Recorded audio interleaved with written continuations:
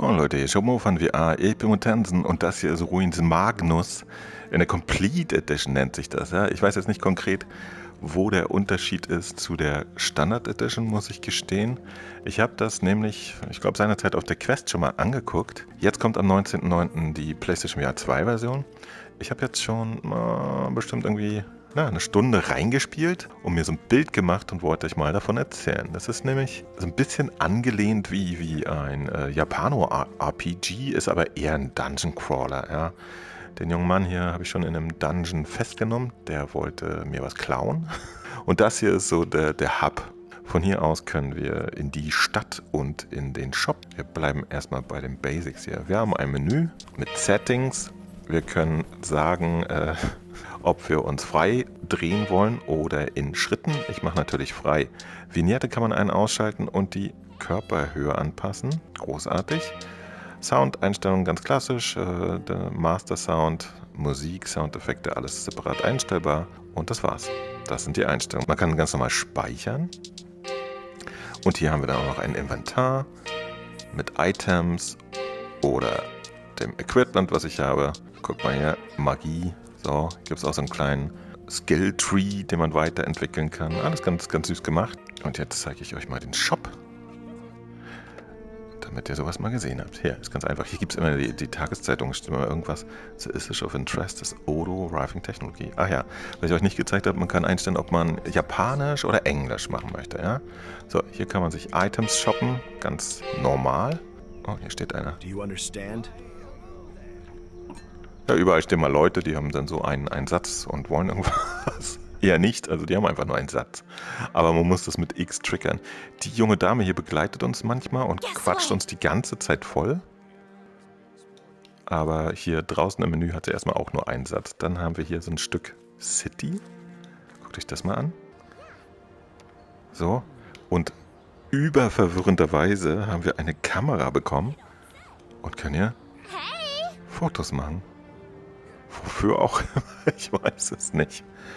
Und was ihr ja schon mitbekommen habt, das hat halt alles hier auch so einen netten, klassischen Japano-Style. Ja. Es sieht auch alles wirklich nett aus.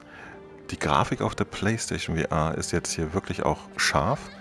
Ich glaube aber, wenn ich mich drehe, sieht man das. Die benutzen tatsächlich trotzdem Reprojection, ja, was für einen Port von einer mobilen Plattform echt ein bisschen gut gemeint ist.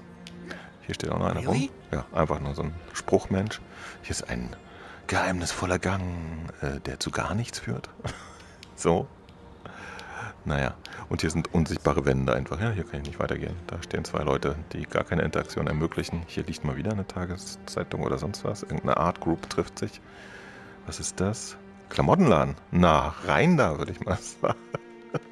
Den habe ich gerade auch noch nicht gesehen, ja. Ich bin noch ziemlich am Anfang und nach einer Stunde erscheinen hier immer noch neue Sachen.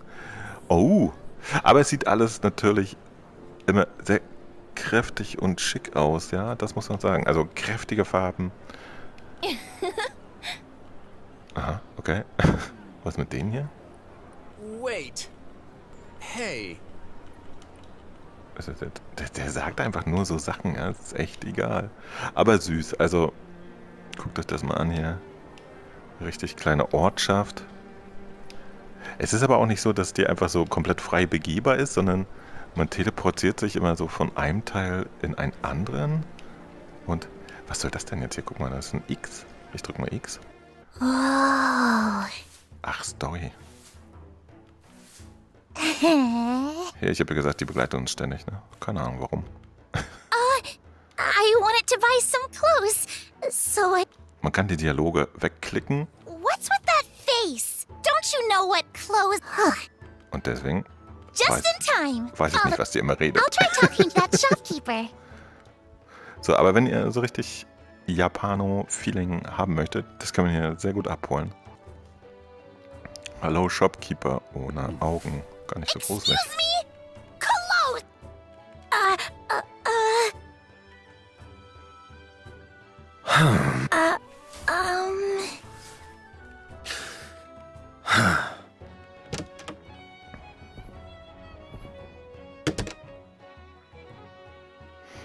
Okay, warum auch immer wir so eine Cutscene brauchen, um einfach nur Klamotten I zu guess shoppen. that means he wants us to follow him?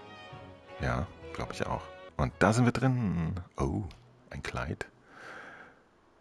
Schick aussehen tut es auf jeden Fall. Welcome to my store. What the fuck?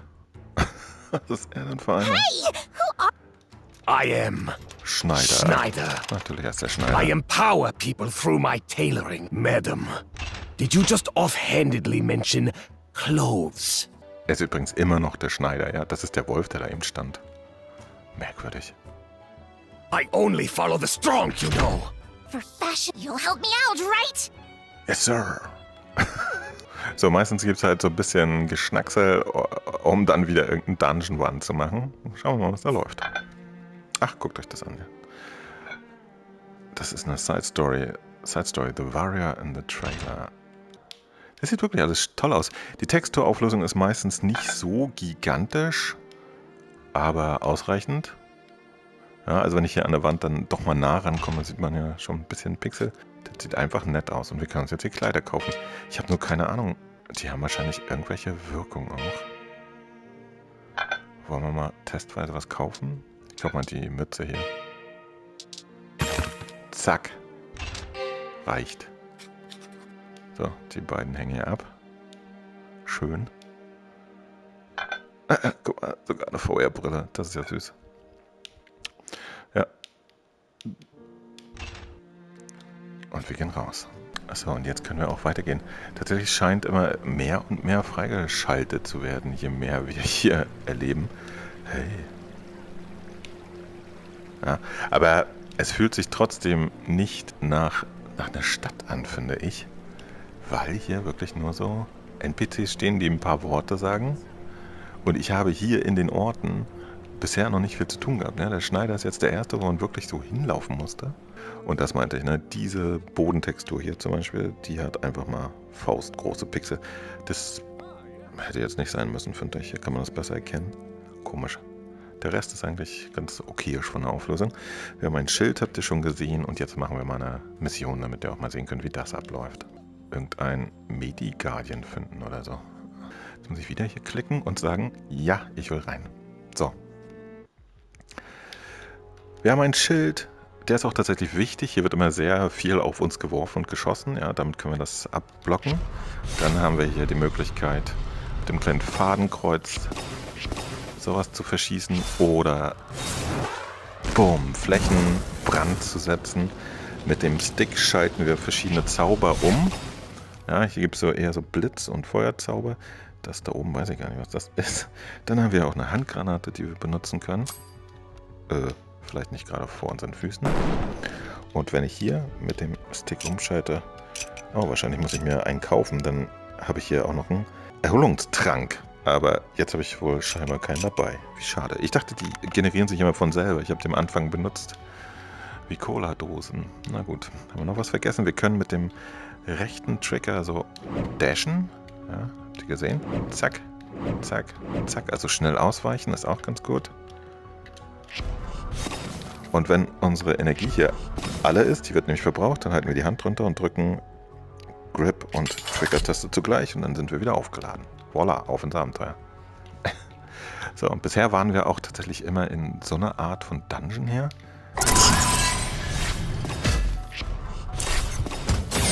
Da gibt es immer ein paar Gegner zu erledigen. Und wenn wir das getan haben, geht die Tür wieder auf, geht weiter. Eigentlich ganz süß, aber auch noch nicht besonders komplex bisher. Hier sieht es aus, als wenn da wieder... Ja, da kommt bestimmt wieder ein Gegner.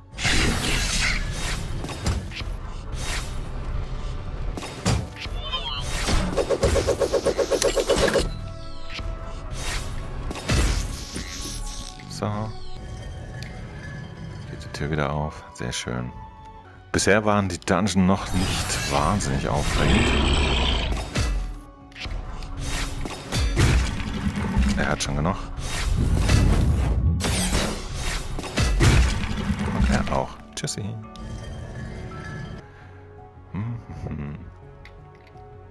Oh. Aber irgendwie haben sie trotzdem was Monumentales. Das ist schon schick. Allerdings, in Anbetracht, dass wir uns gerade auf einen Bossgegner zu bewegen, hätte ich mal doch ein paar Zaubertränke mitnehmen sollen. Oh, guck mal hier. Die sind schon... Damn it! I can't believe we had to run away again. Okay, die hatten nun scheinbar keine Chance. There's no way we can beat that thing. Wow. Mal sehen, was der sagt. Ich bin so gespannt. Oh, it hurts. Okay. Und hier ist unsere Hologrammfreundin. A bunch of Magi already tried taking it on and got whooped. Come on, get pumped up. You gotta beat this thing. Ah. Das ist ganz lustig gemacht hier. Das sieht zwar aus jetzt wie ein Bildschirm, aber eigentlich, glaube ich, ist es eher eine schwarze Wand mit einem Loch. Mediguardian Makaya. Wow. Der hat doch keine Chance gegen uns. Oh. Direkt durch seine Mütze durchgeworfen. Be careful. Mach ich. Wir haben auch so eine Spezialfähigkeit, aber die muss erst aufgeladen werden. Mal sehen, ob das hier im Spiel noch passiert. Ich mache ganz normal hier meinen Feuerkram.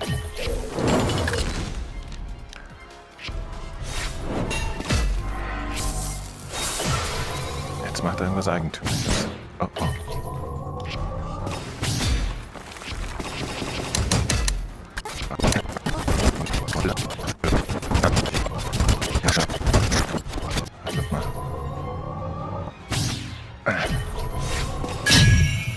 Wow. Ja, Bruder. So schaut's aus, ne? What the hell? You actually beat it? I can't believe it. Glaub es oder glaub es nicht. Ich habe ihn besiegt. Yay. You're amazing, pal. Naja, was soll ich sagen? You did it! I knew you could. Wow. Now, all the rookie Magi can explore this area in peace.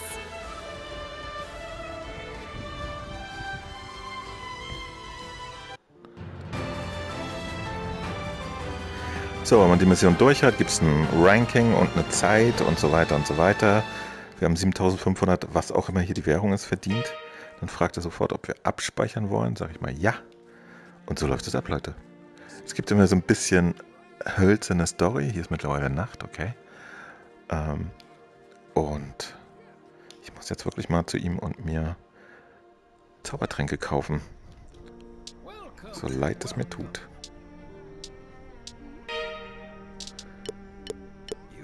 Mein schönes Geld. So. Und Handgranaten nehmen wir auch ein paar mit.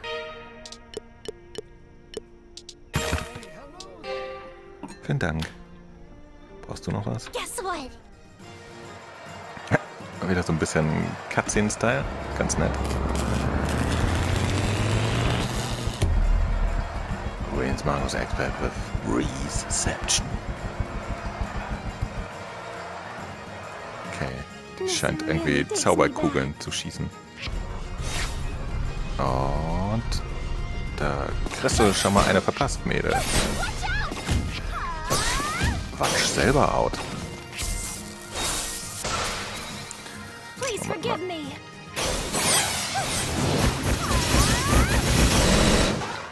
Vergib mir.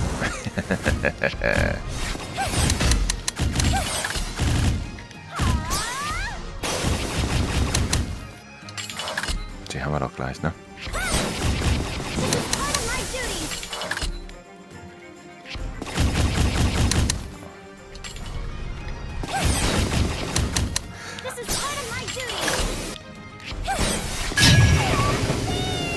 Tada!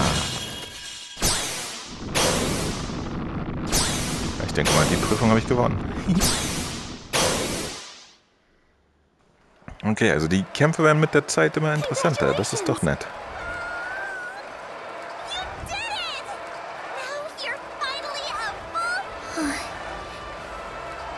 So, wir lernen die ganze Zeit neue Zaubersprüche. Magie. Ult ist unser Spezial. Magie. Freezing Mine. Ice Turret. Interessant. Ja, und da ist mir dann irgendwie der Saft in den Controllern ausgegangen. Deswegen wollte ich mein Fazit zu dem Spiel einfach hier direkt beim Schneiden äußern und nicht nochmal in-game. Ich hoffe, das ist okay für euch. Und ihr seid da nicht zu rapid aus der Stimmung rausgerissen. Ich bin eigentlich ein bisschen überrascht, weil da doch mehr drin steckt, als ich vermutet hatte. Beim ersten Mal antesten des Spiels war ich nur in den Dungeons, hatte von den ganzen Side-Stories und so nicht viel mitbekommen. Ich bin mir aber trotzdem nicht so sicher, was das jetzt inhaltlich alles so mit sich bringen wird. Also wie lange man da zu tun hat. Die Dungeons selber fand ich sehr überschaubar und nicht so aufregend bisher. Ja, aber ich war eigentlich auch nach den ersten 1,5 Stunden immer noch in so einer Art Lernmodus. Ich weiß nicht, ob es nachher ein bisschen komplexer wird. Interessant war es auf jeden Fall alles. Also wenn ihr so ein bisschen Japano-affin seid, dann werdet ihr euch da sehr wohlfühlen. Allerdings ist der Preis auch sehr knackig. Ja? Auf den bisherigen Plattformen hat das Teil 35 € gekostet. Das ist schon eine Ansage für ein kleines VR-Spiel. Da muss man mal gucken, wie sich das hier nach hinten hin dann entspannt, würde ich mal sagen. Es kommt am 19. jetzt raus. Und dann können sich Interessierte ja mal selber bedienen. Ich kann euch bisher wirklich nur meinen ersten Eindruck schildern. Der ist erstmal gut. Wie gesagt, für seinen Preis, da darf dann eigentlich halt auch noch ein bisschen mehr nach hinten hin drin sein. Die PlayStation VR 2 wird an sich gut unterstützt. Das ist echt okay, ja. Außerdem englische Sprache ist dazu gekommen, zum Glück. Es ist ja aber sowieso alles mit Untertiteln. Deswegen kann man es theoretisch auch auf Japanisch spielen, wenn man das mag. Es wird halt sehr, sehr viel von den ganzen Charakteren geredet, ja. Ich war da nicht so geduldig. Ich habe mir nicht viel durchgelesen, aber wenn man da ordentlich eintauchen möchte, kann man das machen. Und damit bin ich erstmal raus. Sagt mir mal, was ihr davon haltet. Würde mich interessieren, ob es da Fans gibt von solchen Genres, die das auch gerne in VR machen. Und wenn das jemand schon komplett durchgespielt hat, vielleicht auf einer anderen Plattform, dann tut mal allen anderen hier einen Gefallen und schreibt mal eure Meinung drunter. Ja, wie lange das Spiel jetzt wirklich ist und ob sich das gelohnt hat. Das ist fast noch interessanter als das, was ich euch jetzt erzählen konnte. Ich bin draußen. Bis dann, Tensumo von VR. Immer für euch da. Bye, bye.